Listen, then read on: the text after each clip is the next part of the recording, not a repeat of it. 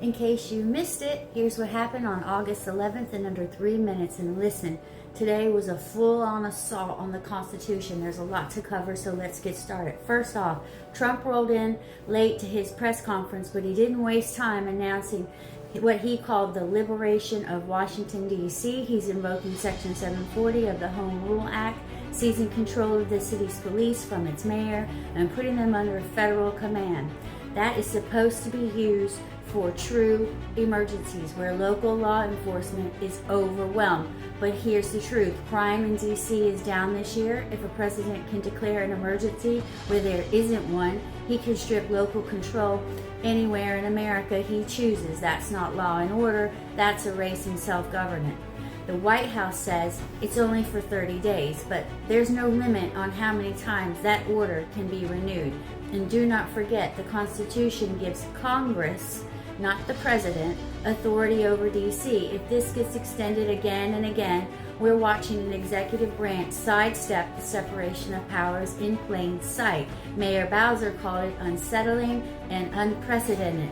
That's political code for you just silenced my voters. The Home Rule Act gave D.C. residents the right to elect leaders who control their own police.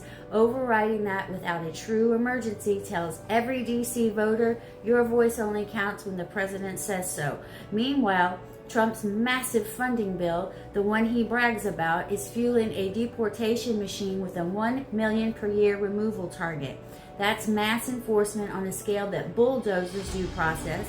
The Fifth Amendment promises no one loses life, liberty, or property without fair proceedings. At that speed, fair hearings go out the window, replaced with assembly line removals where rights are treated as obstacles. And it's not just D.C. or immigration. In Florida, some officers are still enforcing an immigration law a federal court blocked. That violates the Supremacy Clause, the part of the Constitution that says federal law and court orders outrank state action. If states can ignore the courts, then the judiciary just becomes a suggestion, not a co-equal branch.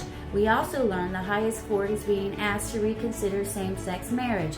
Overturning it would throw millions of existing legal marriages into limbo, ripping at the 14th Amendment's equal protection guarantees, and undermining the contracts clause that protects agreements already made. Now, put it all together and you see the bigger picture.